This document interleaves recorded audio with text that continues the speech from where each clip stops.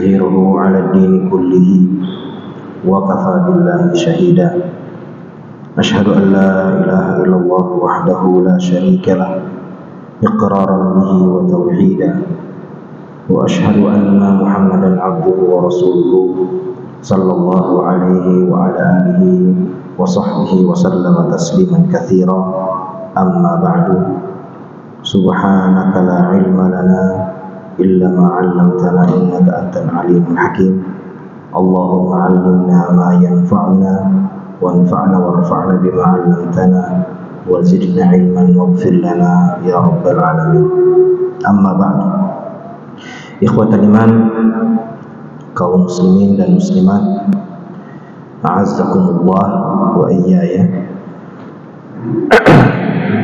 Di kesempatan yang berbahagia ini kita senantiasa memuji Allah Subhanahu wa taala atas segala limpahan nikmat dan karunia yang telah dilimpah curahkan kepada kita sekalian, yang mana sampai dengan saat ini Allah Subhanahu wa taala masih terus memberikan kita kekuatan, memberikan kita taufik dan hidayahnya, sehingga kita terus berada di dalam kebaikan-kebaikan. Allah Subhanahu wa taala bisa saja mencabut taufik dan hidayah itu dari dalam diri kita, sehingga kita akan menjadi orang yang tidak terpandu di dalam kehidupan, jauh dari kebaikan, jauh dari ketaatan, cinta dengan maksiat, cinta dengan keburukan dan dosa, waliyadzubillah.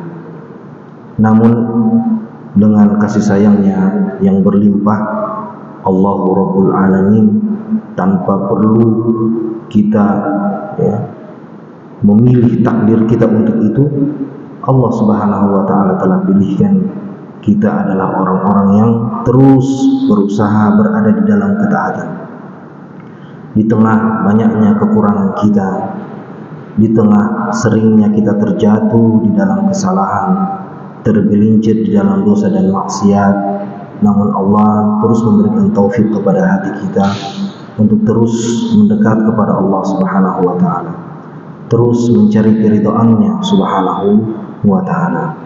Maka ini adalah nikmat yang harus sering kita ingat-ingat dan harus sering kita syukuri, jemaah dimuliakan Allah Subhanahu wa taala. Karena kapan kita lalai, kita lupa atas nikmat ini, maka tidak menutup kemungkinan Allah akan cabut nikmat itu dari dalam hati kita. Maka harus kita terus syukuri. Kita sadari bahwa semua itu datang dari Allah, maka harus kita syukuri. Setelah kita bersyukur dari qalbu kita, dari hati kita, kemudian kita bersyukur melalui lisan dan ucapan kita, maka kita buktikan rasa syukur itu adalah dengan berupaya untuk terus menambah sebab-sebab taufik dan hidayah itu. Apa sebab-sebab taufik dan hidayah dalam diri kita? Adalah dengan menuntut ilmu salah satunya. Salah satunya adalah dengan menuntut ilmu. Dan setiap ilmu yang kita dapatkan, itu semua juga adalah pemberian dari Allah Subhanahu wa taala. Ya, bisa jadi di antara kita yang duduk di sini mendengarkan materi yang sama, mendengarkan pelajaran yang sama, namun pemahamannya bisa berbeda-beda. Semuanya sesuai dengan pembagian dari Allah Subhanahu wa taala. Sebagaimana Allah membagikan rezeki kepada hamba-hambanya berbeda-beda, maka seperti itu pula ilmu dan pemahaman yang Allah berikan kepada kita. Oleh karenanya kita bacakan di awal tadi, subhanaka la ilma lana illa ma 'allamtana. Maha suci Engkau wahai Allah, kami tidak memiliki ilmu illa ma 'allamtana, kecuali apa yang Engkau ajarkan kepada kami. Karena Allah itu adalah al-muallim. Allah itu pengajar. Allah yang mengajarkan manusia ilmu. Sebagaimana Allah berfirman, Ar-Rahman 'allamal Qur'an. Allah itu adalah Ar-Rahman yang Maha Penyayang, 'allamal Qur'an, yang mengajarkan Al-Qur'an. Jamaah dimuliakan Allah Subhanahu wa taala. Kemudian salawat dan salam semoga tetap terlimpah curahkan kepada tauladan kita Nabi besar Muhammad sallallahu alaihi wasallam, kepada keluarga dan para sahabatnya seluruhnya. Baik, yang dimuliakan Allah Subhanahu wa taala, kita di kesempatan di malam hari yang berbahagia ini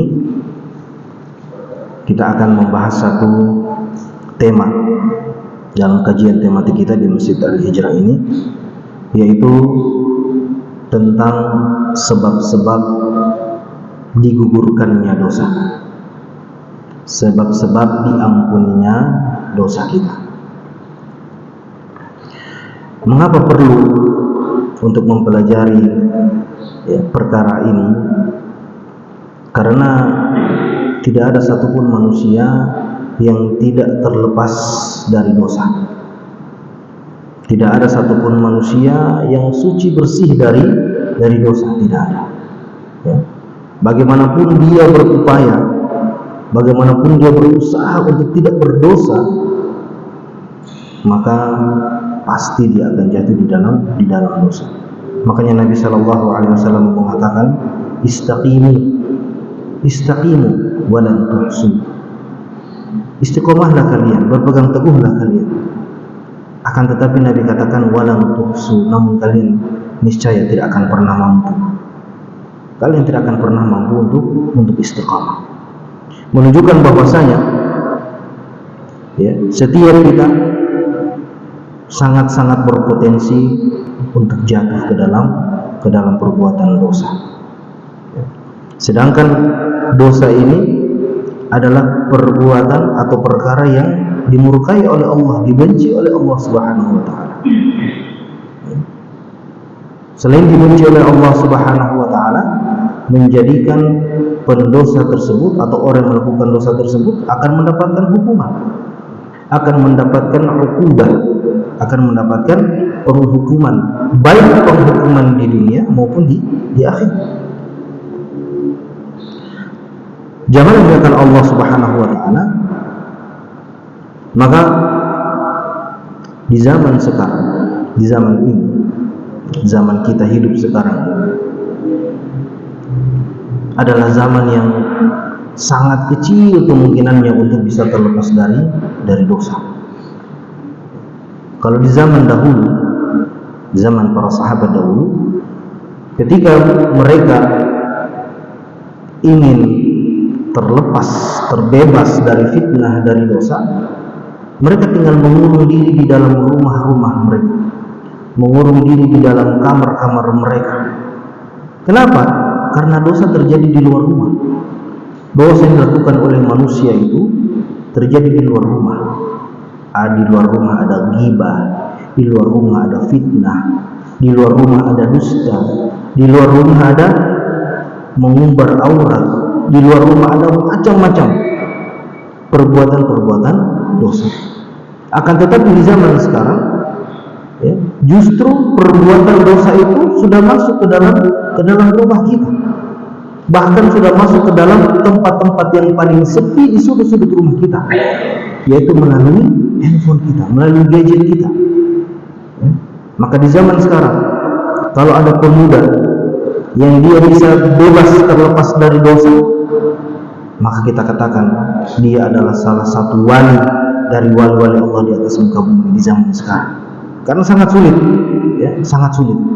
Setiap hari kita melakukan dosa yang kita lakukan dengan telinga kita, dosa yang kita lakukan dengan mata kita, dengan lisan kita, berkomentar-komentar yang buruk, di media sosial, mengumbar-umbar kesalahan, mencari-cari kesalahan, memfitnah, menjatuhkan, melecehkan orang lain. Ini adalah perkara yang sering kita lihat setiap hari, setiap detik di media-media sosial. Seperti itu siklusnya. Kita mau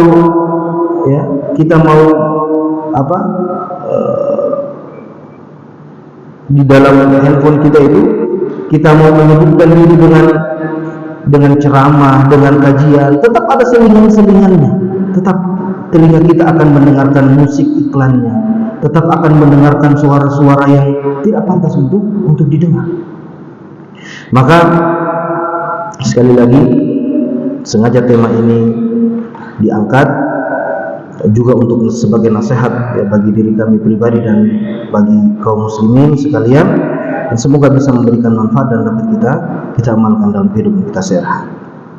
Baik, yang dimuliakan Allah Subhanahu wa taala, Syekhul Islam Ibnu Taimiyah mengatakan ya, bahwasanya ada tidak hanya satu ya, tidak hanya satu sebab dosa itu diampuni ya. Sebagaimana anggapan sebagian orang pada zamannya, bahwasanya mereka beranggapan untuk mendapatkan pengampunan dosa itu satu saja jalannya, yaitu melalui taubatan nasuha, melalui tobat yang jujur, tobat yang benar atas dosa-dosanya kepada Allah Subhanahu wa taala. Akan tetapi Syekhul Islam Ibnu Taimiyah menulis di dalam tulisannya, beliau mengatakan bahwasanya qad dallat nususul kitabi wa sunnati ala anna uqubatal dhunubi tazulu 'anil 'abdi binahwi 'ashrati asbab. Telah ditunjukkan oleh nas-nas dan dalil dari Al-Qur'an dan As-Sunnah bahwasanya uqubatuz dzunub ya, bahwasanya dosa-dosa itu tazulu 'anil 'abdi, akan hilang dari seorang hamba, akan diampuni dosa-dosanya bi 'ashrati asbab. Ada 10 ya. Ada 10 penyebabnya. Ada 10 faktor dosa seorang hamba akan diampuni oleh Allah Subhanahu wa taala. As-sababul awwal, atau yang pertama, beliau mengatakan at-taubah. Wa hadza muttafaqun alaihi bainal muslimin. Yang pertama adalah taubat itu sendiri. Dan taubat ini sudah merupakan kesepakatan di antara ulama kaum muslimin bahwasanya dia merupakan sebab diampuninya dosa yang paling besar. Yang kedua adalah al-istighfar ya, adalah istighfar, memohon ampun. Yang ketiga al-a'malus sholihati wal hasanatul mahiyatu. Yang ketiga adalah amal-amal soleh dan kebaikan-kebaikan yang menggantikan keburukan itu, yang mengiringi keburukan atau dosa tersebut. Yang keempat, doaul mu'minina lil mu'min. Yang keempat adalah doanya orang-orang yang beriman untuk orang yang beriman lainnya. Yang kelima, ma ya'malu lil mayyit min a'malil birri kas-shadaqati wa nahwiha.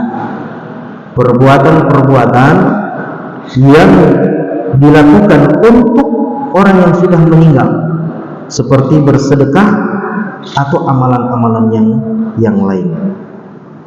Yang keenam, syafa'atun Nabi sallallahu alaihi wasallam wa ghairuhu. Syafaat dari Nabi sallallahu alaihi wasallam kelak di akhirat dan selain dia di ahli dzunub yaumil qiyamah, untuk orang-orang yang berdosa di hari kiamat. Yang ketujuh, al-masaib, musibah-musibah. Yang kedelapan, ma yahsulu fil qabri, perkara yang terjadi di dalam kubur, minal fitnati, dari ujian kubur, wadh-dhaghti, dan himpitan kubur, warrawati, dan tekanan di dalam kubur. Yang kesembilan, ahwal yaumil qiyamati wa qurbuha wa syada'ibuha, ujian-ujian di hari kiamat ya, berupa kesulitan dan kepayahan yang dialami. Dan yang terakhir, yang ke-10, rahmatullahi ya, rahmat Allah, wa afuhu, dan pemaafannya, wa maghfiratuhu, dan ampunannya, bila sababin minal ibad, tanpa ada sebab apapun terhadap seorang hamba. Ada 10. Baik, insyaallah kita akan mencoba membahas satu persatu. Sebab yang pertama jamaah memuliakan Allah Subhanahu wa taala adalah bertaubat. Ini adalah sebab yang paling banyak mendatangkan ampunan Allah Subhanahu wa taala. Taubat yang bagaimana? Taubatun nasuha. Sebagaimana Allah Subhanahu wa taala berfirman, ya ayyuhalladzina amanu tubu ilallahi taubatan nasuha. Wahai orang-orang yang beriman, bertaubatlah kalian kepada Allah dengan taubat yang benar, dengan taubat yang jujur. Bagaimana taubat yang nasuha itu? Bagaimana taubat yang benar yang mendatangkan ampunan Allah Subhanahu wa taala itu? Maka para ulama mengatakan syarat seseorang dikatakan bertaubat dengan taubat yang benar itu ada tiga. Ada tiga syaratnya. Terpenuhi tiga-tiganya, maka dia dikatakan sudah bertobat dengan taubat nasuha. Dia ampuni dosa-dosanya insyaallah taala. Ya, karena Allah Subhanahu wa taala mengampuni semua dosa-dosa selama hamba tersebut mau bertaubat kepada Allah. Dosa yang paling besar sekalipun dosa kesyirikan yang dia lakukan menyekutukan Allah Subhanahu wa taala, kalau dia bertobat dengan taubatan nasuha, Allah Subhanahu wa taala akan ampuni. Apa saja tiga syarat taubat nasuha tersebut? Yang pertama meninggalkan. Yang kedua menyesali.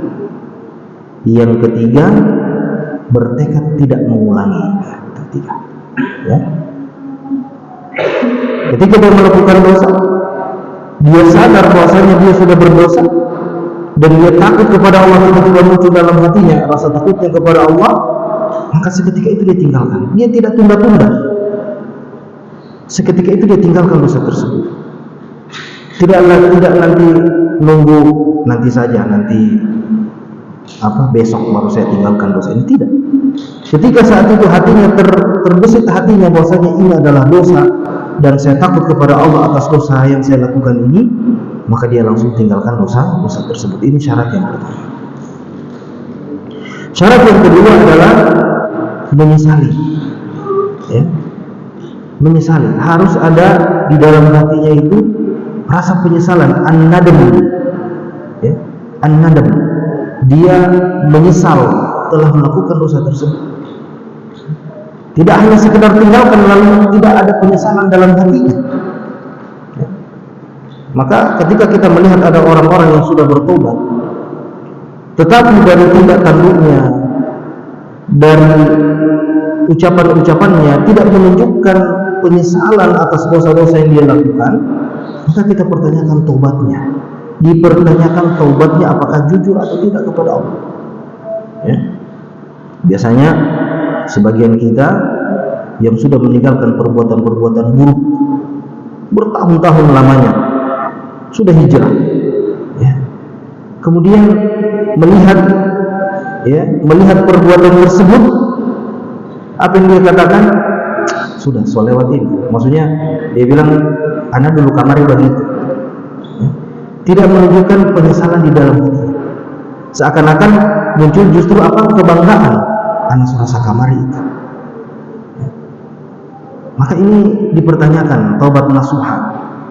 Taubat nasuha, taubat yang jujur adalah ketika itu tumbuh dari rasa penyesalan di dalam hatinya. Melihat perbuatan yang pernah ditinggalkan dahulu, yang muncul dalam hatinya menyesal, ya Allah, kenapa saya dulu melakukan itu? Bukan lantas bangga, ya, dia berbangga, tidak, tapi dia menyesal di dalam hatinya. Kemudian yang ketiga, dia berjanji, dia bertekad di dalam hatinya untuk tidak mengulangi lagi perbuatan dosa tersebut. Ini adalah sebab yang pertama. Dan dalil-dalil yang menunjukkan, ya, tentang Allah Subhanahu wa taala menerima taubat ini sangat banyak. Ya. Allah adalah Al-Ghaffar, ya. Allah itu Al-Ghafir sekaligus Al-Ghaffar. Ya. Apa itu Al-Ghafir? Al-Ghafir itu Maha Pengampun. Ya. Al-Ghafir, Sang Maha Pengampun. Tidak cukup Al-Ghafir, Allah itu Al-Ghaffar yang banyak mengampuni. Ya. Banyak mengampuni. Tidak hanya cukup sekali dua kali, tidak, dia mengampuni dengan pengampunan yang banyak kepada orang yang banyak, bahkan kepada satu orang dia banyak ampuni orang tersebut ketika dia meminta atau dia bertobat kepada Allah Subhanahu wa taala. Sebagaimana Allah Subhanahu wa taala berfirman dalam surah Az-Zumar ayat 53 sampai 54, Allah mengatakan, "Qul ya ibadiyalladzina asrafu ala anfusihim." Katakanlah wahai Muhammad, katakanlah kepada mereka, kepada hamba-hambaku tersebut, ya ibadiyalladzina asrafu ala anfusihim, wahai hamba-hambaku yang asrofu, melampaui batas. Maksudnya apa? Maksudnya berbuat dosa. Ya. Ketika manusia berbuat dosa, Allah katakan ini orang melampaui batasnya, melampaui batasannya. Sehingga Allah katakan, alladzina asrafu ala anfusihim, wahai segenap hamba-hambaku yang melampaui batas atas diri-diri mereka. Apa Allah katakan? La taqnatu min rahmatillah. Janganlah kalian berputus asa, janganlah kalian berpangku tangan dari rahmat Allah Subhanahu wa taala, dari kasih sayang Allah Subhanahu wa taala. Oh, kenapa demikian? Karena Allah katakan, innallaha yaghfiru dzunuba jami'a. Sesungguhnya Allah mengampuni semua dosa. Allah ampuni semua dosa. Syaratnya apa? Bertobat. Syaratnya bertobat. Siapa di antara kita yang tidak memiliki dosa? Tidak ada. Semua kita memiliki dosa yang sudah kita tinggalkan, bahkan yang masih kita kerjakan. Innallaha yaghfiru dzunuba jami'a. Allah ampuni semua dosa-dosa. Innahu huwal ghafurur rahim. Sesungguhnya Dia adalah yang Maha mengampuni dan yang Maha menyayangi. Maha mengampuni dan Maha menyayangi. Dan Allah suka ada orang yang banyak bertobat kepadanya, banyak minta ampun, minta maaf kepada Allah. Itu Allah suka. Lebih banyak orang minta maaf kepadanya, justru lebih disukai. Ya. Kalau manusia beda, ya. Bikin salah, minta maaf, oke lah, sekali kita kasih maaf. 2 kali, oke, sedua kali ini. Ya. 3 kali, bikin terus. Ya. Sampai 5 kali sudah tidak anggap lagi. Ya. Semakin sering orang itu berbuat salah lalu minta maaf kepada manusia justru akan, kamu itu memang sudah begitu tabiat, tidak ada gunanya saya kasih maaf, toh engkau akan melakukan lagi. Manusia seperti itu. Namun Allah Subhanahu wa taala tidak demikian. Allah Subhanahu wa taala mencintai orang yang banyak bertobat kepadanya. Bahkan Allah katakan, wa anibu ila rabbikum wa aslimu lahu min qabl ay ya'tiyakumul adabu thumma la tunsurun. Wa anibu ila rabbikum, kembalilah kalian kepada Allah, kembalilah kalian kepada Tuhan. Disuruh kembali, ya, disuruh kembali kita. Jadi kita itu jauh dari Allah, itu Allah tidak suka. Allah tidak suka kita jauh-jauh dari Allah. Allah mau kita kembali kepada Allah. Ya, terjatuh dalam dosa, suruh cepat-cepat kembali, jangan tunda. Ya, cepat-cepat kembali. Wa aslimu lahu, dan berserah dirilah kalian kepadanya. Ya. Dan Allah Subhanahu wa taala sangat sayang kepada kita jemaah sekalian. Sangat sayang kepada kita. Bahkan melebihi kasih sayangnya seorang ibu kepada anaknya. Siapa yang bisa melebihi kasih sayang seorang ibu kepada anaknya? Tidak ada yang bisa menandingi itu. Bahkan tidak bisa ditandingi oleh kasih sayang ayah kepada anaknya sekalipun. Ibu itu cinta dan sayang kepada anaknya, bahkan sebelum anaknya itu lahir di muka bumi, rasa cinta itu sudah sangat tinggi kepada anaknya. Masih di dalam perut, ibunya itu luar biasa, ya. Rela menanggung kesulitan, kepayahan, capek, ya, kesana kemari bawa dengan buru. Siapa yang mau menang itu kalau bukan? Siapa yang bisa menguatkan hati seorang ibu kalau bukan kasih sayangnya kepada anak yang sedang dikandungnya? Ya. Namun Allah Subhanahu wa taala lebih sayang kepada hamba-hambanya yang bertobat melebihi kasih sayangnya seorang ibu kepada anaknya. Suatu ketika ada seorang ibu yang dia setelah selesai perang di zaman Rasulullah SAW, dia terlihat sedang mencari-cari anaknya yang masih kecil. Ya. Gelisah dia, mana anak saya mana? Tidak ketemu. Setelah mencari di antara di antara kerumunan orang ini, dan ya di antara kerumunan orang ini, kemudian akhirnya ibu itu akhirnya ketemu anaknya. Oh, anak saya ketemu. Senangnya bukan main. Langsung dipeluknya anaknya tersebut, ya, dipeluknya, digendong. Ini seorang ibu yang kasih sayangnya sangat besar, kemudian kehilangan anaknya, kemudian ketemu. Ya. Kejadian itu disaksikan oleh Rasulullah SAW dan para sahabat. Kejadian ibu tadi yang sedang mencari-cari, kegelisahan, tiba-tiba ketemu, luar biasa, senang luar biasa. Langsung dipeluknya anak tersebut, dicium, langsung dibersihkan pakaiannya. Kemudian Nabi mengatakan kepada para sahabat, "Atarawna anna hadhihi qaridatun waladaha finnar?" Wahai para sahabatku, apakah kalian akan berpikir bahwasanya ibu ini tega melemparkan anaknya ke api, membakarnya di api begitu? Para sahabat menjawab, tentu tidak ya Rasul, tentu tidak. Kenapa? Dia tidak mungkin seorang ibu yang sudah setengah mati mencari anaknya yang sangat disayangi tidak akan dulu kemudian ketemu. Kecintaannya itu berlapis-lapis bertingkat-tingkat. Tidak mungkin ibu tersebut akan melemparkan anaknya ke api, anak yang baru saja ditemuinya itu. Ya, apa kata Rasulullah SAW? Lallahu arhamu bi ibadihi min hadhihi bi waladiha. Sungguh Allah lebih sayang kepada hamba-hambanya dibandingkan ibu ini sayang kepada anaknya tadi. Ya. Allah lebih sayang kepada hamba-hambanya yang kembali kepada Allah Subhanahu wa ta'ala, yang setelah sekian lama jauh dari Allah Subhanahu wa ta'ala tiba-tiba bermunajat kepada Allah, memohon diampuni dosa-dosanya, bertaubat atas dosa-dosanya kepada Allah Subhanahu wa ta'ala. Allah lebih sayang kepadanya. Tidak mungkin Allah Subhanahu wa ta'ala, tidak mungkin Allah Subhanahu wa ta'ala akan melemparkan dia ke dalam api, tidak mungkin.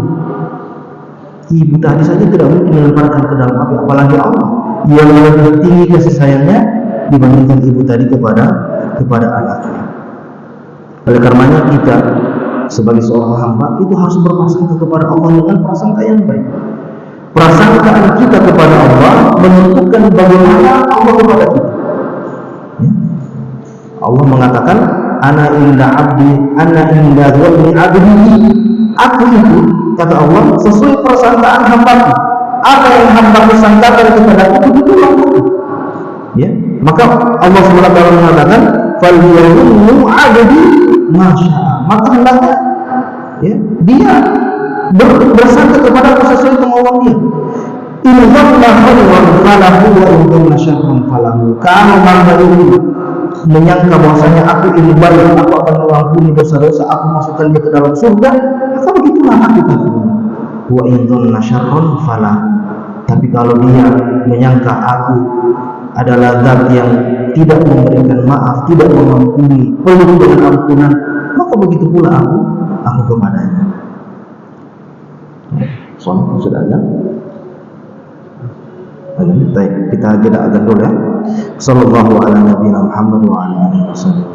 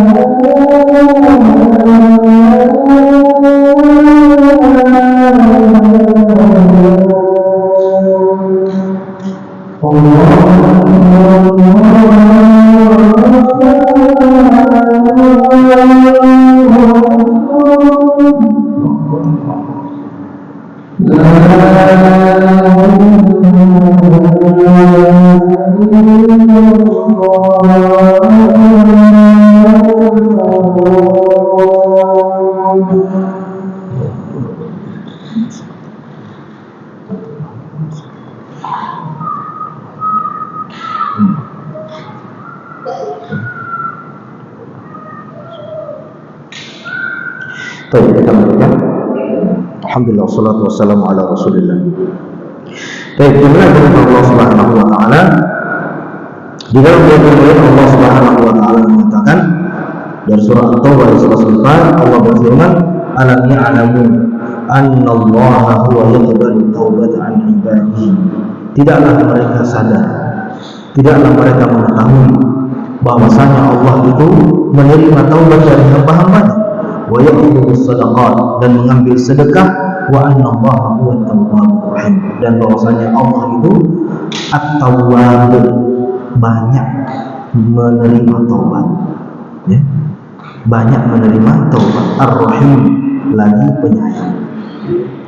Dalam ayat lainnya Asy-Syura ayat 25 Allah mengatakan wa huwa alladzi yaqbalu taubata an ibadihi wa yaghfiru as-sayyi'at. Dialah Allah Subhanahu wa ta'ala yang menerima taubat dari hamba-hambanya dan dia memaafkan kesalahan-kesalahan. Maka jangan menggunakan Allah Subhanahu wa ta'ala, ya. Nasihat yang kita bisa petik dari poin pertama ini adalah ketika terbesit dalam hati kita untuk bertobat, maka jangan ditunda, ya. Jangan pernah menunda taubat kita, karena biasanya syaitan itu akan masuk godaannya ketika kita akan bertobat.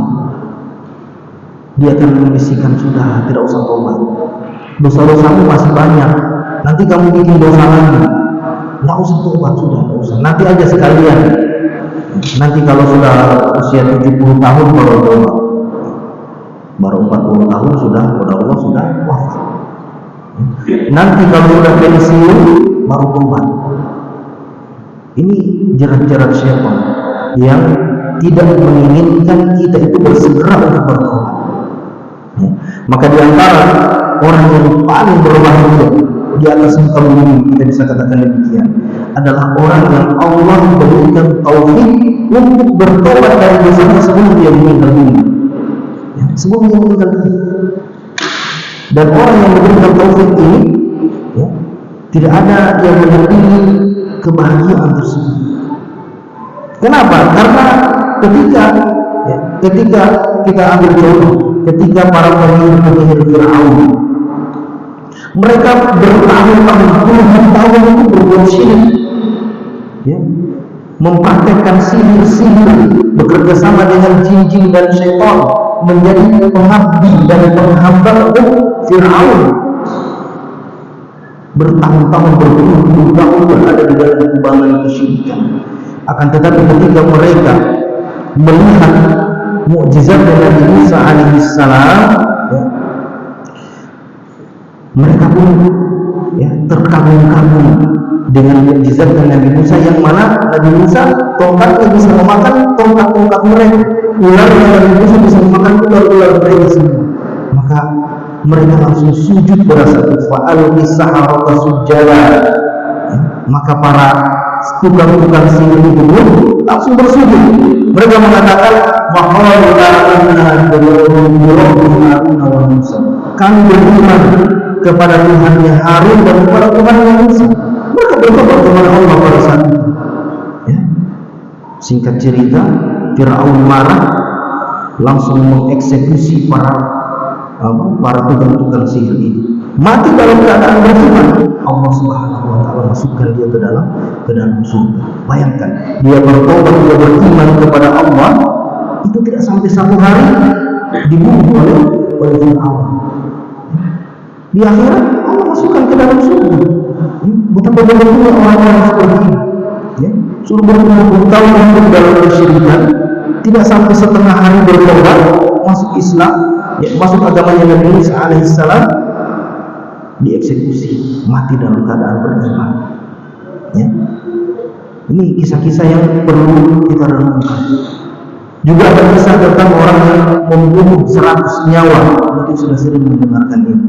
Seorang yang hobi membunuh, luar biasa, hobinya membunuh. Ya.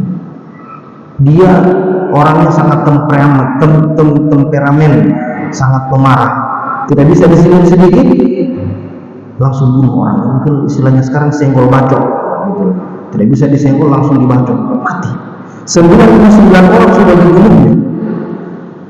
Maka datanglah dia kepada seorang ahli ibadah, mau bertobat. Sudah 99 orang yang dibunuh, mau bertobat.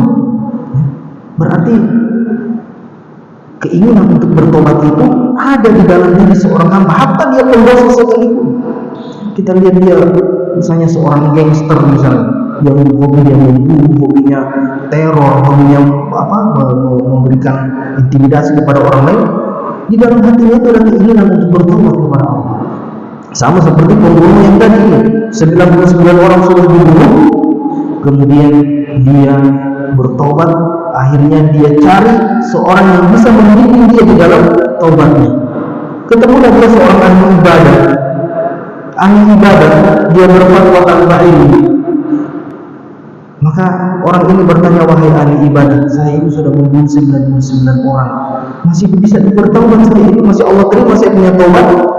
Ahli ibadah ini bingung, mana mungkin saya saja ini puluhan tahun saya berusaha untuk tidak berbuat dosa sedikit pun, ibadah terus kerja saya. Nah, kamu sudah 99 nyawa yang kamu hilangkan, mana mungkin Allah ampuni kamu? Tidak ada adil bagimu. Maka orang ini tadi yang bertanya ini marah. Ya sudah, kalau tidak ada ampun, saya bunuh juga kamu. Genap jadi 100. Genap jadi 100. Tidak berhenti sampai di situ. Dia cari lagi orang yang bisa membantu dia di dalam taubatnya. Ketemu seorang ahli ilmu, dia berfatwa dengan ilmunya. Dia tanya, wahai fulan, saya sudah membunuh 100 orang. Tadinya 99, satu harus saya genapkan itu. Ya, karena dia bilang saya tidak bisa bertobat, Allah tidak terima tobat saya. Sekarang saya tanya kamu, 100 orang saya bunuh, masih Allah terima tobat saya?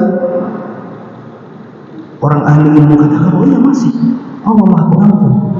Tapi ada syaratnya. Apa syaratnya? Kalau kamu masih tinggal di kampungmu sekarang, kamu tidak akan bisa bertobat. Hijrah kamu. Hijrah. Kemana? Ke kampung sebelah. Kampung sebelah itu orangnya di situ bertakwa, beriman, yang mereka menjaga ketaatan kepada Allah. Di situ kamu mulai baru bertobat kamu. Berangkatlah dia dengan keinginan untuk bertobat kepada Allah Subhanahu wa taala. Di tengah jalan, belum sampai di kota tersebut, kampung itu, wafat dia. Di tengah jalan wafat. Turunlah 2 malaikat untuk mengambil nyawanya. Yang satu malaikat rahmat, yang satu malaikat adab. 2 malaikat ini sempat berselisih. Malaikat adab bilang, dia punya saya. Dia dia ini berdosa, belum bertobat, belum sampai di tempat tujuan untuk bertobat. Malaikat rahmat bilang tidak, dia sudah bertobat, sudah lihat dari rumahnya, dari kampungnya, itu sudah dianggap tobat. Belum berbuat apa-apa, baru sekedar lihat ingin bertobat jalan, belum beribadah, berselisih dua malaikat ini sampai Allah turunkan ya petunjuk kepada mereka berdua, ukur mana yang lebih dekat jalannya orang ini, apakah lebih dekat ke tempat tujuan atau lebih dekat ke tempat asal. Ternyata lebih dekat sedikit ke tempat tujuannya. Maka malaikat rahmat yang mengambil nyawanya, yang mengangkat rohnya ke langit, Allah ampuni dia. Ini kisah-kisah orang yang Allah Subhanahu wa taala berikan taufik untuk bertobat. Tentunya banyak pembahasan tentang taubat ini, namun tentu tidak akan cukup waktunya ya. Kemudian kita lanjut pada sebab yang kedua. Sebab yang kedua adalah al-istighfar. Istighfar, meminta maghfirah. Meminta maghfirah. Kita terjemahkan maghfirah itu ampunan, ampunan. Namun apa sebenarnya arti asal kata dari maghfirah ini? Maghfirah ini berasal dari kata mighfar. Mighfar itu semacam helm yang digunakan oleh prajurit di medan pertempuran. Biasa sering lihat seperti itu ya. Yang di abad pertengahan itu perang, mereka pakai baju zirah, baju besi, kemudian pakai helm. Nah, helm itu namanya mighfar. Gunanya apa? Mighfar itu gunanya untuk menutupi kepala, ya. Kemudian untuk melindungi supaya tidak kena sabetan pedang, tidak kena panah dan lain sebagainya. Maka para ulama mengatakan orang yang meminta maghfirah itu ya, dikiaskan kepada mighfar tadi ya, maka sejatinya dia itu meminta dua hal, meminta ditutupi dan meminta dilindungi. Sama seperti helm tadi, ditutupi dan dilindungi. Ditutupi dari apa? Ya. Yang pertama, ketika orang beristighfar kepada Allah, memohon ampunan kepada Allah, maka dia hakikatnya meminta dosa-dosanya itu ditutupi. Ya. Aib-aibnya ditutupi, keburukan-keburukan di dunianya ditutupi. Ditutupi di dunia, ditutupi juga di akhirat. Ya. Ada orang-orang yang Allah tutupi, ya. Allah tutupi apa dosa-dosanya di dunia, tapi Allah buka di akhirat. Ya. Ada orang yang Allah Subhanahu wa taala tutupi di dunia, kemudian Allah tutupi juga di akhirat. Maka tujuan kita beristighfar seperti itu. Tujuan kita beristighfar adalah supaya meminta aib-aib kita ditutup oleh Allah Subhanahu wa taala, baik di dunia maupun di akhirat. Makanya di zikir pagi kita membaca Allahumma astur aurati wa amin ru'ati. Wahai Allah, ya, as-sittir, Allah itu as-sittir yang maha menutup. Tutuplah aib-aibku, tutuplah kekurangan-kekurangan. Ya. Maka jangan mengatakan Allah Subhanahu wa taala ini kita meminta yang pertama adalah dosa-dosa kita ditutupi. Ya, karena tidak menutup kemungkinan jamaah sekalian, jangan mengatakan Allah Subhanahu wa taala dosa yang kita berusaha tutupi di dunia ini tidak sengaja terbuka. Tidak sengaja terbuka, diketahui oleh orang lain, diketahui oleh orang lain. Ya, maka merupakan nikmat dari Allah Subhanahu wa taala juga ketika kita di dunia ini tutupi kesalahan-kesalahan kita. Ya. Orang mau dekat dengan kita, mau bergaul dengan kita, karena orang tidak pernah tahu apa keburukan kita, apa sifat jelek kita orang tidak tahu, apa kebiasaan-kebiasaan buruk kita orang tidak tahu. Yang orang lain bagus, oh dia itu jujur, padahal dia tidak tahu sifat asli kita seperti apa. Ini berkat dari Allah tutup aib-aib kita selama di dunia. Ya.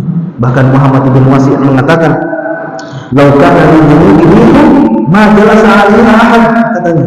Seandainya dosa-dosa itu memiliki bau, ada aroma tidak sedap ketika kita berdosa, maka tidak ada orang yang mau duduk dengan saya, kata Muhammad ibn Wasi' rahimahullahu ta'ala. Ini yang kita minta pertama, meminta aib-aib kita ini.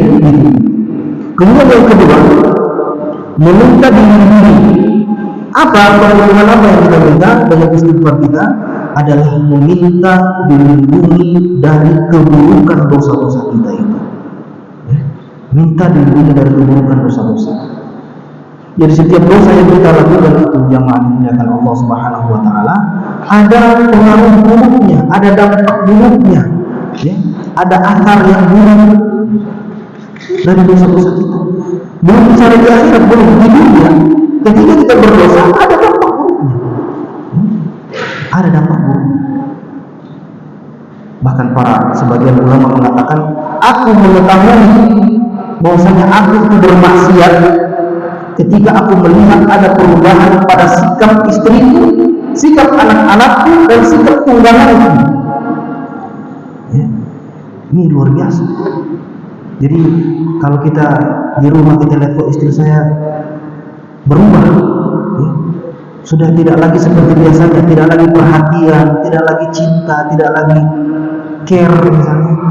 Ya sadar diri ini karena dosa-dosa saya. Begitu pula istri-istri, ketika di rumah kita melihat kenapa suami saya ini pulang rumah tidak langsung mendekap saya, tidak langsung menyapa saya, kok tiba-tiba langsung masuk kamar, sudah dengan saya. Ada perubahan dalam sikap suami, bisa jadi karena dosa-dosa dilakukan oleh istri. Makanya sebagian ulama mengatakan tadi, aku mendapati dosa-dosaku itu, ya, memberikan dampak ketika aku menyadari bahwasanya sikap terjadinya perubahan sikap pada istriku, anak-anakku, dan juga pada tungganganku. Tunggangannya juga kadang begitu. Ulama-ulama ketika mereka menunggangi tidak atau unta mereka, tiba-tiba kudanya, ya, berubah tanpa ada sebab, langsung istighfar. Ini karena dosa-dosa yang saya lakukan. Maka kita beristighfar itu meminta, ya, untuk ditutupi aib-aib kita, kemudian dilindungi dari pengaruh-pengaruh dosa kita. Berarti mafhumnya dapat dipahami bahwasanya istighfar itu dapat mendatangkan kebaikan kita hidup di dunia. Ya. Jangan berpikir istighfar supaya apa nanti masuk surga. Tidak cukup sampai situ. Di dunia pun kita akan mendapatkan manfaat dari istighfar kita. Apa dalilnya? Dalilnya adalah ketika Nabi Nuh alaihissalam diperintahkan, ya, untuk beristighfar dalam surah Nuh ayat 29. Ya, Allah SWT mengatakan, "Faqul istaghfiru rabbakum." Maka aku Nuh mengatakan kepada kaumku, "Istaghfiru rabbakum." Mohon ampunanlah kalian, beristighfarlah kalian kepada Rabb kalian. Faqul istaghfiru rabbakum innahu kana ghaffar. Sesungguhnya Dia adalah Maha banyak menerima ampunan. Kemudian setelah itu ayat itu mengatakan, "Yursilis samaa'a 'alaikum midrara wa yumdidukum bi amwalin wa banin." Ya, bi amwalin wa banin wa yaj'al lakum jannatin wa yaj'al lakum anhara ma lakum la tarjuna lillahi waqara. Nabi Nuh mengatakan kepada kaumnya, kalau kalian beristighfar, yursilis samaa'a 'alaikum midrara, Allah akan turunkan kepada kalian hujan yang bermanfaat. Ya, Allah turunkan hujan yang bermanfaat berkat istighfar. Kemudian wayumdidukum bi amwal, Allah akan melipat gandakan harta kalian, akan perbanyak harta kalian. Wa banin, dan anak-anak kalian. Ya. Jadi kalau kuncinya di istighfar ini jamaah sekalian, ya. Terkadang kita mendapati usaha kita kurang lancar, yang tadinya banyak-banyak pelanggan tiba-tiba kok sekarang sepi, mungkin karena dosa-dosa kita. Boleh kita amalkan ini, ya. Banyak-banyak istighfar, karena berdasarkan surah Nuh tadi, ketika mereka beristighfar, Allah akan perbanyak harta mereka, Allah akan perbanyak anak mereka. Ya. Jadi bagi pasangan-pasangan suami istri yang mendambakan buah hati, bisa diamalkan ini, ya, memperbanyak istighfar. Kemudian wa yaj'al lakum jannatin wa yaj'al lakum anhara, Allah jadikan kebun-kebun, ya. Allah bersubur tanaman-tanaman, wa anhara, dan Allah aliri itu air-air sungai jauh dari kemarau. Ya. Kalau di daerah kita sedang kemarau, ya bisa jadi salah satu penyebabnya ini banyak dosa, kurang istighfar. Ya. Jadi istighfar dua, yaitu yang pertama meminta aib-aib kita ditutupi oleh Allah Subhanahu wa taala, kemudian meminta kita dilindungi dari pengaruh buruk dari dosa kita. Tentunya kalau dilindungi dari pengaruh buruk dosa, tentu akan diberikan sebaliknya, manfaat-manfaat kebaikan selama kita di dunia. Mungkin ada yang bertanya, apa beda istighfar dengan taubat? Tadi sudah bahas taubat, sekarang istighfar, ya. Padahal kan istighfar taubat sama saja. Tetapi para ulama, diantaranya Syekhul Islam Ibnu Taimiyah di dalam kutipannya ini membedakan, ya. Yang pertama taubat, yang kedua istighfar. Apa bedanya? Di antara beda istighfar dengan taubat itu, kalau taubat itu tentu istighfar yang paling sempurna, tentunya itu, ya. Istighfar yang paling sempurna itu taubat. Tapi kalau hanya sekedar istighfar saja tanpa dibarengi dengan taubat, itu adalah kondisi bisa jadi seseorang itu dia memohon ampun atas dosanya pada saat itu, tapi masih ada niat ingin melakukan kembali dosa itu kalau ada kesempatan. Ya. Artinya tidak ada penyesalan di dalam hatinya. Maksudnya penyesalan ini penyesalan secara menyeluruh, ya. Memang benar-benar bertekad tidak mungkin. Dia menyesal, tetap menyesal. Dia tinggalkan, kemudian dia menyesal, kemudian dia beristighfar. Tetapi terkadang ada kondisi yang memang dia tidak bisa meninggalkan perbuatan dosanya itu. Itu bedanya taubat dengan istighfar. Makanya di dalam sebuah hadis, ya, Nabi SAW mengatakan, "Idza aznaba 'abdun," kalau ada seorang hamba yang berdosa, faqala rabbi ighfirli, lalu dia mengatakan rabbi ighfirli, wahai Allah ampuni aku, dia beristighfar, ya.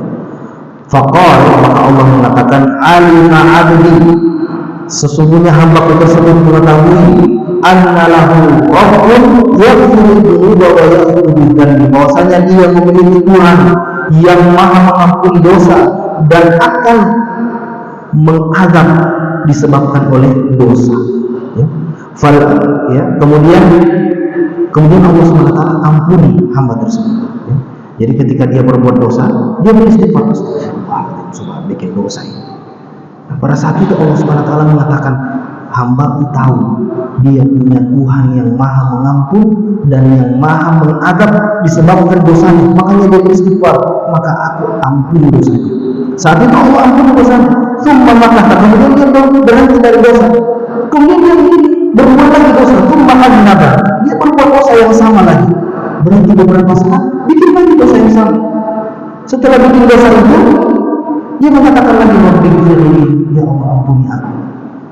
Allah saat itu mengatakan hal yang sama juga kepadanya, alima abdi anna lahu rabbun yaghfiru dzunuba wa yaghfiru bidzanbi, hambaku itu tahu dia punya Allah yang maha mengampuni dosa dan maha mengadab karena dosa-dosa, maka aku telah memaafkannya, aku telah mengampuninya.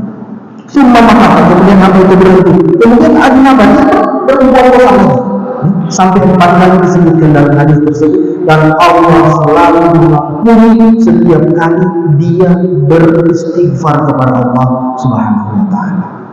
Sampai Allah SWT mengatakan, "Falyaghfir 'abdi ma yasha." Silakan dia mau bikin apa saja, kalau dia beristighfar aku ampuni. Dia berbuat dosa aku istighfar aku ampuni. Setiap kali beristighfar aku ampuni. Luar biasa. Setiap kali beristighfar Allah Subhanahu wa taala mengampuni kita. Jangan dengan Allah Subhanahu wa taala, maka kita lihat terkadang kita mendapati ada memang sebagian kondisi orang-orang yang sulit meninggalkan dosa itu. Memang sudah kebiasaan. Dia memang sulit untuk meninggalkan dosa tersebut. Misalnya apa? Misalnya berbohong. Dia tahu bahwa itu dosa, tapi kayaknya sudah ketagihan berbohong, ketagihan berdusta. Tapi setiap kali dia dusta, dia bohong, dia beristighfar. Subhanallah. Ini dia bikin ulang. Ya. Dia memang tahu itu dosa, tapi sulit untuk meninggalkan. Ya. Ada istri yang suka bentak-bentak suaminya, misalnya. Suka bentak-bentak suaminya. Dia tahu itu dosa, tidak bisa, tapi dia suka bentak suaminya. Dia beristighfar, sebab bentak suami lagi. Ya, tapi susah mau tinggalkan. Memang saya punya settingan suara ini seperti ini misalnya. Ya, volumenya memang tinggi, oktavnya memang tinggi misalnya. Ya, ada orang-orang yang memang seperti itu, atau mungkin karena pekerjaannya, atau mungkin karena sesuatu yang lain. Ya, Maka ini yang membedakan antara istighfar dengan dengan bertobat. Baik. Ini yang kedua. Yang ketiga, dari sebab-sebab yang dapat membuat dosa-dosa kita diampuni oleh Allah Subhanahu wa taala, yang ketiga adalah al-a'malus shalihati wal hasanatil mahiyah.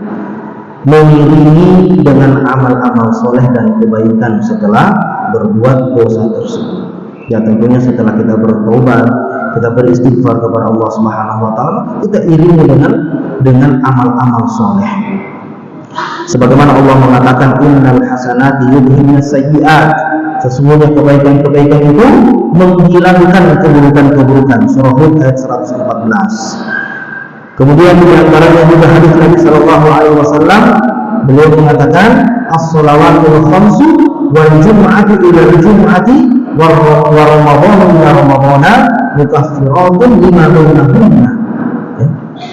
Antara sholat 5 waktu dan antara Jumat satu dengan Jumat yang lainnya, dan antara Ramadan satu dengan Ramadan yang lainnya adalah penggugur dosa-dosa di antara keduanya. Subhanallah, ya. Jadi kita sholat maghrib tadi, kemudian sebentar kita sholat isya, berarti dosa-dosa kita yang kita kerjakan di antara maghrib dan isya diampuni oleh Allah Subhanahu wa taala. Luar biasa, ya. Amalan-amalan yang kita lakukan itu bisa menjadi penggugur dosa. Baik, kemudian ada syaratnya, idza ijtanabatil kabair, kalau dia menjauhi dosa-dosa yang besar. Ya, dosa-dosa yang besar dia jauhi. Artinya, ketika itu dosa-dosa kecil dilakukan di antara waktu-waktu ini, maka otomatis Allah Subhanahu wa taala akan ampuni. Tanpa perlu kita memohon ampun, ya Allah ampuni dosa-dosa saya antara maghrib isya, antara zuhur asar. Tidak perlu, otomatis akan menghapuskan dosa-dosa kita. Dalam hadis yang lainnya Nabi SAW mengatakan, man shoma ramadhana imanan wa ihtisaban ghufira lahu ma taqaddama min dhanbihi. Siapa yang puasa Ramadan imanan, didasarkan keimanannya, wa ihtisaban, dan memang ingin mendapatkan pahala, ihtisab, mencari keridhaan Allah, bukan karena tuntutan yang lainnya, bukan karena saya teman-teman puasa semua, kurang saya yang tidak mau puasa juga, bukan karena itu, bukan, tapi karena memang ihtisab. Apa kata Nabi sallallahu alaihi wasallam? Atau qadami min dzambi, Allah ampuni dosa-dosa yang sudah berlalu.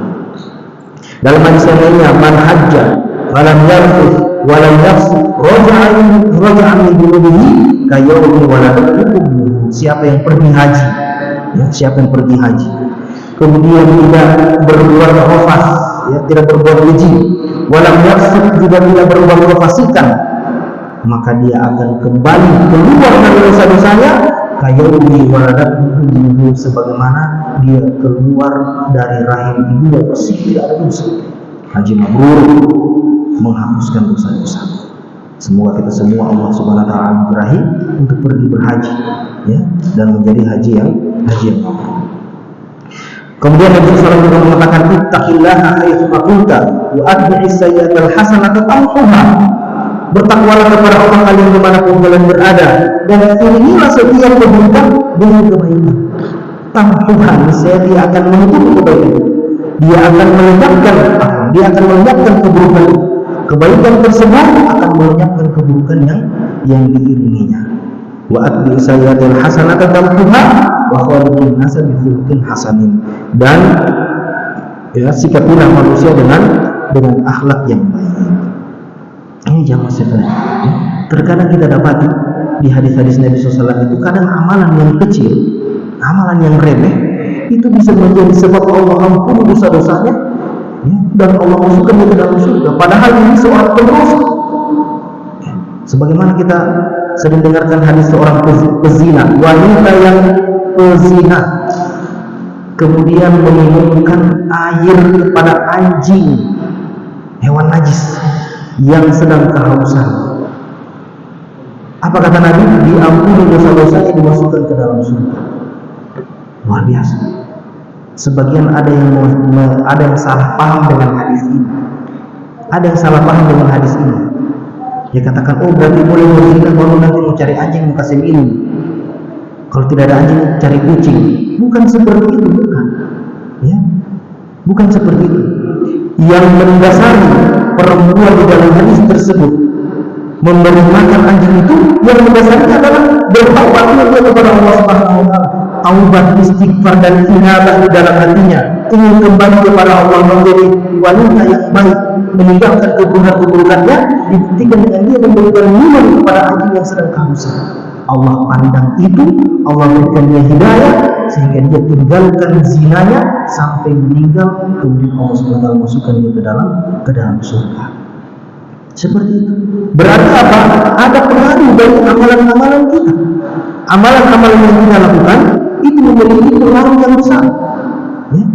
Diampuninya dosa-dosa kita. Bahkan zaman mendatang Allah SWT, sebagian ulama mengatakan kalau ada seseorang yang amalannya itu sudah luar biasa, amalan solehnya itu luar biasa hebatnya, terkadang dosa-dosa kecil itu Allah sudah tidak anggap, sudah tidak dianggap lagi, ya? Sudah tidak dianggap. Sebagaimana kaidah dalam air, ya? Air yang sudah dua kullah lam yahmilul khubath ila idza balagha al-ma'u kullatain lam yahmilul khubath.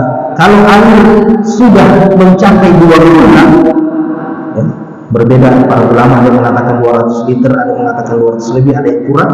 Yang pasti itu air yang banyak. Kalau sudah banyak, sudah sampai 20 air itu, maka lam yahmilul khubath. Ada najis-najis kecil-kecil masuk dalam air, tidak mempengaruhi kesucian air. Kenapa? Luar biasa banyaknya air. Maka inilah yang terjadi kepada sahabat Nabi yang bernama Hatib bin Abi Balta'ah. Hatib bin Abi Balta'ah, seorang sahabat yang kurang didengar, kurang masyhur, ya, akan tetapi beliau adalah salah seorang pejuang di perang Badar, ya, pejuang di perang Badar, yang mana Allah Subhanahu wa taala, ya, telah menjamin orang-orang yang ikut perang Badar ini dengan ampunan yang besar. Nah, Hatib bin Abi Balta'ah ini, ya, perang Badar itu tahun berapa Hijriah? Tahun 2 Hijriah. Ya, tahun 2 Hijriah itu perang Badar. 3 Hijriah, 4 Hijriah, 5, 6, 7, tahun 8 Hijriah dia berbuat dosa. Dia berbuat dosa. Apa dosanya pada saat itu? Pada saat itu ketika Nabi SAW ingin menaklukkan kota Mekah dalam Fathu Mekah, ya, menyiapkan 1.500 pasukan para sahabat untuk melakukan kota Mekah. Nah, sahabat Hatib bin Abi Balta'ah ini merasa di Mekah itu masih ada keluarganya yang masih kafir. Dia berpikir kalau saya tidak kasih tahu sama orang, bisa habis orangnya, dihabisi sama pasukan kaum muslim. Akhirnya apa? Dia kirim surat khusus kepada keluarganya itu. Dia kirim surat, bersiaplah kalian bahwasanya Rasulullah SAW akan menyerang kota Mekah. Ya, membocorkan rahasia besar. Membocorkan rahasia. Allah SWT berikan wahyu kepada Rasulullah SAW bahwasanya sahabat Hatib bin Abi Balta'ah telah mengirimkan bocoran penyerangan kepada orang-orang Quraisy. Ya, maka disidanglah Hatib bin Abi Balta'ah ini. Ketahuan, yang sangat marah pada saat itu adalah Umar bin Khattab. Sampai Umar mengatakan biarkan aku penggal lehernya, sama sahabat. Ya. Namun apa kata Rasulullah SAW? Surat itu tidak sampai. Ya, surat itu akhirnya bisa dicegat di tengah jalan. Ya, kepada utusannya dicegat di tengah jalan atas wahyu dari Allah SWT, dicegat, tidak sampai surat itu. Tapi Umar saat itu marah besar. Kenapa engkau berkhianat? Ya. Umar minta izin untuk menggal lehernya. Apa kata Nabi SAW? Dia adalah ahli Badar. Ya, dan Allah SWT sudah mengampuni dosa-dosa. Maka Umar pada saat itu pun menangis, ya, karena dia juga masuk dalam ahli Badar. Ya, Umar juga masuk dalam ahli Badar bersama Hatib bin Abi Balta'ah. Ya, jadi di zaman mendatang Allah SWT, amalan yang luar biasa dilakukan oleh Hatib bin Abi Balta'ah itu menjadikan dosa yang dilakukan berkhianat dalam perang itu menjadi tidak ada apa-apa. Allah ampuni dosa itu. Ya, maka kita jamaah sekalian, selagi kita masih Allah berikan umur, masih usia, masih kuat, ya, maka kita perbanyak amal-amal soleh kita. Ya, kita perbanyak amalan-amalan sunnah kita. Ya, jangan pernah kita tinggalkan amalan wajib. Kalau perlu amalan sunnah kita jaga. Supaya apa? Supaya tabungan amalan-amalan kita ini, ya, kelak nanti insya Allah akan menjadi hal yang luar biasa di hadapan Allah Subhanahu wa Ta'ala. Itu yang keberapa? Ketiga. Masih 7 lagi. Kita singkat-singkat saja. Yang keempat adalah doa orang mukmin untuk mukmin yang lain. Ya, doa untuk mukmin, seorang mukmin untuk mukmin yang lain itu dapat menghapuskan dosa-dosa. Dan yang paling nyata kita lihat itu adalah saat sholat jenazah. Mithlu sholatihim ala janazatihi, seperti sholatnya kaum mukminin saat sholat jenazah. Ya, saat sholat jenazah itu kan isinya doa. Ya, sholat jenazah itu sholat, akan tetapi dia hakikatnya doa. Sholat jenazah empat kali takbir. Yang pertama Al-Fatihah, kemudian memuji Allah SWT, bersolawat, kemudian doa. Ya, berarti sama dengan kita berdoa. Kita memuji Allah dulu, kemudian kita solawat, kemudian kita berdoa. Makanya tidak ada ruku, tidak ada sujud. Nah, ketika kita mendoakan, ya, mendoakan orang mukmin yang lain di dalam sholat jenazah itu, maka itu akan menjadi penggugur dosa orang-orang beriman dimanapun yang ada di dunia, termasuk si pendoa sendiri. Allahumma ghafir li hayyina wa mayyitina, dan seterusnya. Allahumma ghafir lahu warhamhu wa'fihi wa'fu, Allahumma ghafir lil muslimin wal muslimat wal mu'minin. Ini doa-doa yang kita baca ini menjadi sebab kita diampuni dosa-dosa oleh Allah Subhanahu wa Ta'ala. Dalam sebuah hadis Nabi SAW mengatakan, "Man mayyitin," tidak ada seorang jenazah, "yusalli alaihi ummatun minal muslimin," disolatkan oleh orang-orang muslim yang berguna mencapai jumlah 100 jamaahnya, kulluhum yashfa'una illa syafa'u fihi, yang mana mereka semua bisa memberikan syafaat kecuali mereka bisa memberikan syafaat kepadanya kelak di hari kiamat, tentunya dengan seizin Allah Subhanahu wa Ta'ala. Dalam hadis yang lainnya, "Man min rajulin," tidak ada seorang laki-laki muslimin, orang Islam, yang meninggal dunia, fayaqumu ala janazatihi arba'una rajulan, kemudian ada 40 orang yang mensolati jenazahnya, la yusyrikuna billahi, yang mereka tidak menyekutukan Allah. 40 orang ini, orang yang berlain syai'a, sekalipun mereka tidak menyekutukan Allah, illa syafa'ahullahu fihi, kecuali pasti Allah akan berikan syafaat, ya, kelak di hari kiamat. Maka jangan melupakan Allah Subhanahu wa Ta'ala, doakan orang-orang beriman, baik yang masih hidup maupun yang sudah meninggal, ya, maupun yang sudah meninggal, terutama orang-orang tua kita yang sudah mendahului kita, ya, orang tua kandung terutama, ya, kita doakan mereka.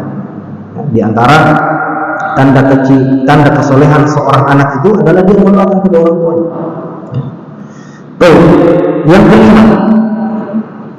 Yang kelima, sebab pengampunan dosa yang kelima, ma ya'malu lil mayyiti min a'malil birri was sadaqati wa nahwiha, apa yang dilakukan oleh orang lain seperti sedekah, kebaikan-kebaikan, kemudian dia niatkan itu untuk si mayit, ya, dia niatkan untuk si mayit, maka sampai pahalanya sampai.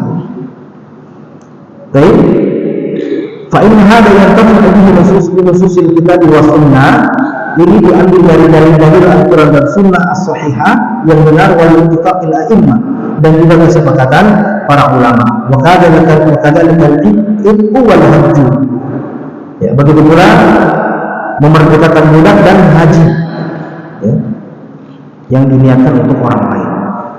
Ya. Jadi kalau kita punya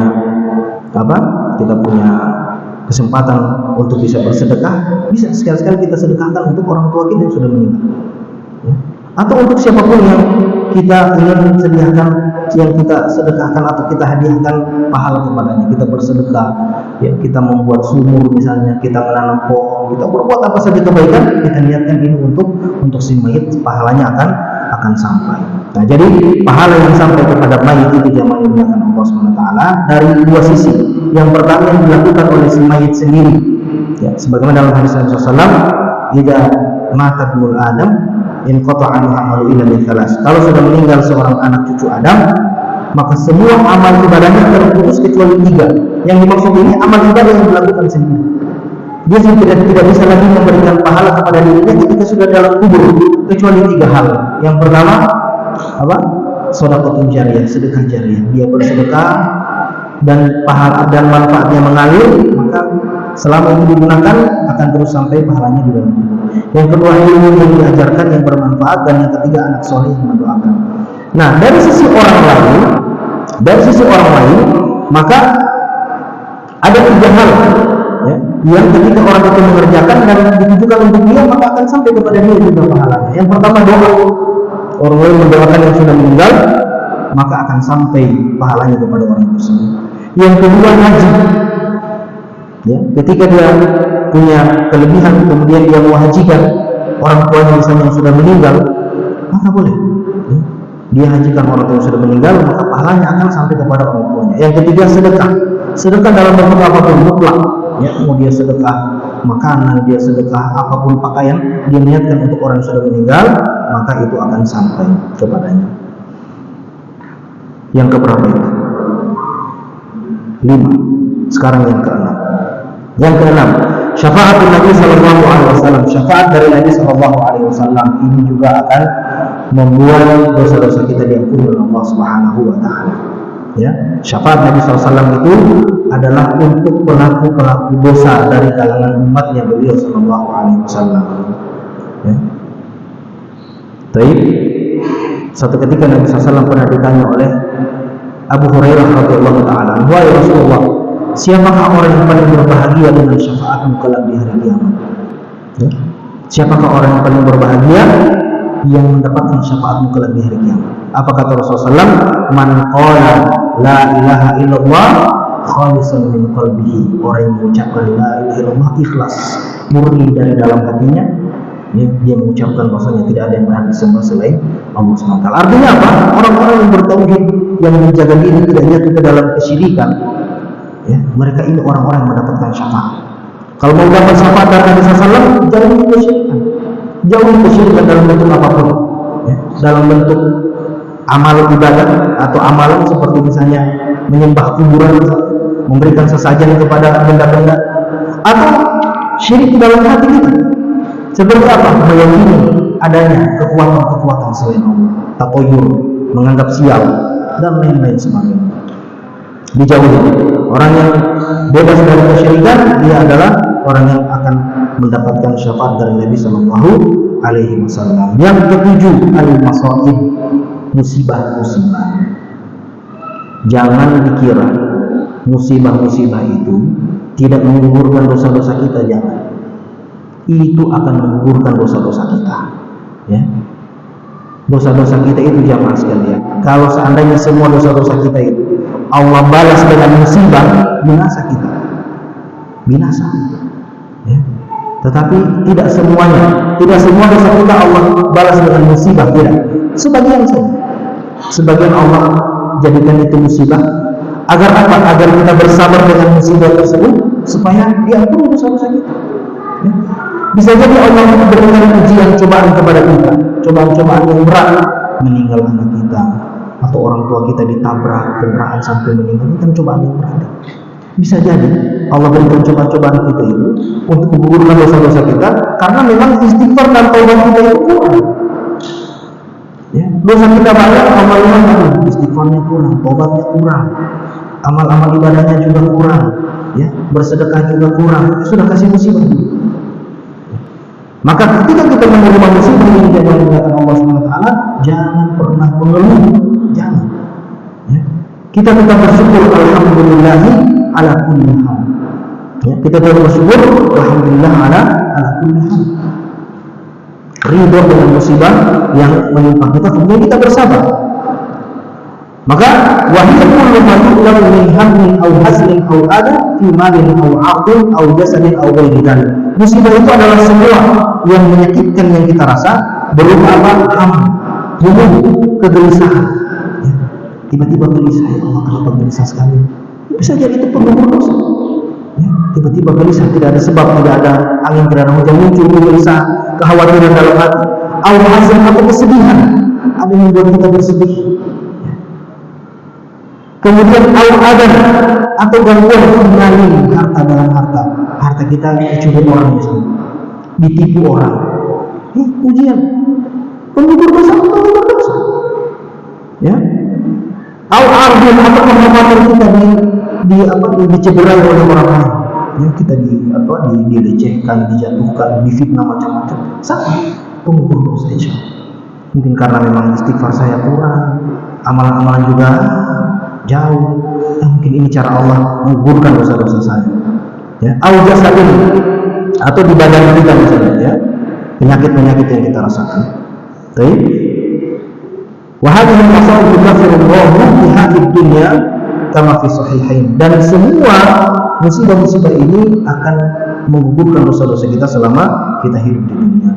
Nabi SAW mengatakan, "Ma yusibul mu'min," tidaklah seorang mukmin menerima musibah, min wasabin, dari penyakit, wala nasabin, dan dari rasa capek, letih, wala hammin, dan rasa kekhawatiran, wala hazmin, dan rasa kesedihan, wala ghammin, dan rasa sama kekhawatiran, anxiety, wala adam hatta syaukata yusyakiha, bahkan bumi yang menusuk kaki kita, yang menyakiti hati kita, ya, illa kafarallahu biha min khotoya, kecuali Allah ampuni dosa-dosa dengan sebab itu semua. Tatu suburi, subhanallah, penggugur dosa.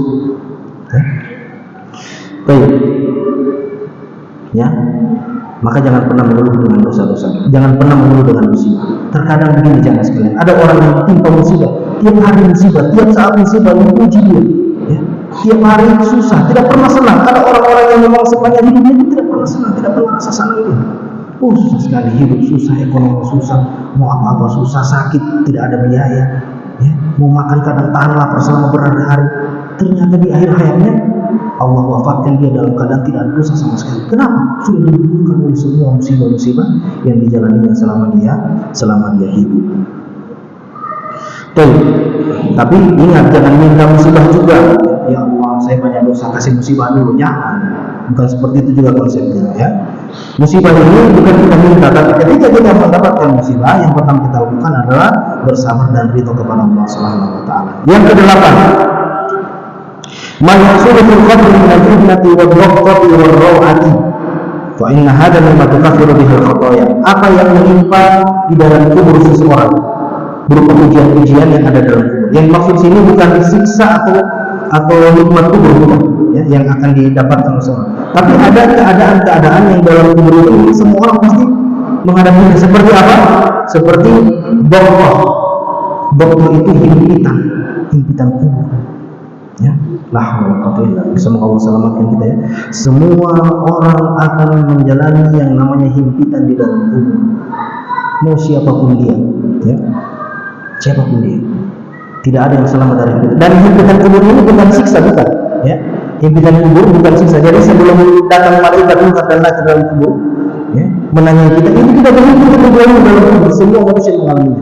Tidak ada yang selamat. Nabi SAW mengatakan, walau kana ahadun nabiyyin minha, seandainya ada orang yang selamat dari himpitan kubur itu, lanaja Sa'id bin Mu'adz, pasti akan selamat si Sa'ad bin Mu'adz radhiyallahu anhu. Siapa Sa'ad bin Mu'adz?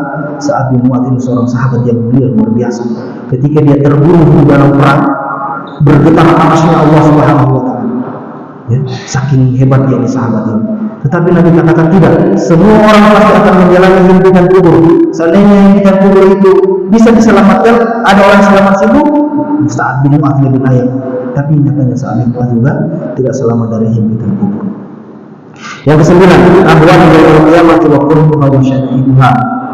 Kejadian-kejadian hari kiamat, goncangan-goncangan, ya, dan segala kesulitan yang dihadapi di hari kiamat itu juga akan menggugurkan dosa-dosa di hadapan Allah Subhanahu wa taala. Dan yang terakhir, rahmatullahi wa afuhu, ya, rahmat dan kasih sayang Allah dan pengampunannya, wa maghfiratuhu, dan ampunannya bila sabab, tanpa ada sebab apapun Allah ampuni, ya. Innallaha yaghfiru ayyusyraka bihi wa yaghfiru ma duna dzalika liman yasha. Allah tidak ampuni dosa selain syirik. Allah tidak akan mengampuni dosa syirik, dan Allah akan mengampuni dosa selain syirik siapa yang Allah kehendaki. Jadi nanti di kelak di hari kiamat nanti ada orang-orang yang bertauhid, orang Islam, orang beriman, ternyata membuat banyak dosa di hadapan Allah SWT tanpa ada sebab apa-apa, saya ampuni kamu. Biasa. Ya. Ini adalah diantara penyebab diampuninya dosa-dosa, dan ini adalah ucapan dari Syekhul Islam Ibnu Taimiyah di dalam kitabnya Majmu' al-Fatawa. Dan perlu diketahui jemaah yang dimuliakan Allah SWT, penggugur dosa-dosa yang 10 ini ini sifatnya mutlak, ya, sifatnya mutlak, artinya untuk semua dosa. Ada dosa-dosa yang tidak boleh kecuali ada kafaratnya, ada penebusnya. Seperti apa? Dosa berjima di siang hari di bulan Ramadan, berjima di kubur di siang hari di bulan Ramadan, pasangan suami dan istri. Nah, tidak boleh dia, saya bertobat saja, insya Allah Allah ampuni dosa saya. Tidak bisa, ada kafaratnya, ya, ada kafaratnya itu, ya. Kemudian apalagi seperti melakukan pelanggaran-pelanggaran di dalam haji misalnya, ya, melakukan pelanggaran di dalam haji atau meninggalkan kewajiban haji. Misalnya dia sementara ihram tapi dia menutup kepala dengan sengaja, ya, memakai wangi-wangian bagi laki-laki dengan sengaja. Kemudian apalagi memakai pakaian yang berjahit al-makhit dengan sengaja, atau misalnya memotong kuku, ya, sengaja dan tidak sengaja, dia wajib membayar kafarat, ada fidyahnya, ada dam yang wajib dia bayar. Jadi tidak cukup dengan menggugur dosa yang 10 tadi. Baik, mudah-mudahan Allah SWT, mungkin ini yang bisa kami sampaikan dalam kesempatan kali ini. Mohon maaf kalau terlalu lama. Semoga Allah Subhanahu wa taala berikan kita kekuatan untuk mengamalkannya dan menjadikan sebagai ilmu yang bermanfaat dan dapat kita sampaikan lagi kepada kaum muslimin yang lainnya. Demikian kita tutup dengan doa kafaratul majelis. Subhanakallahumma bihamdika asyhadu an la ilaha illa anta astaghfiruka wa atubu ilaika. Assalamualaikum warahmatullahi wabarakatuh.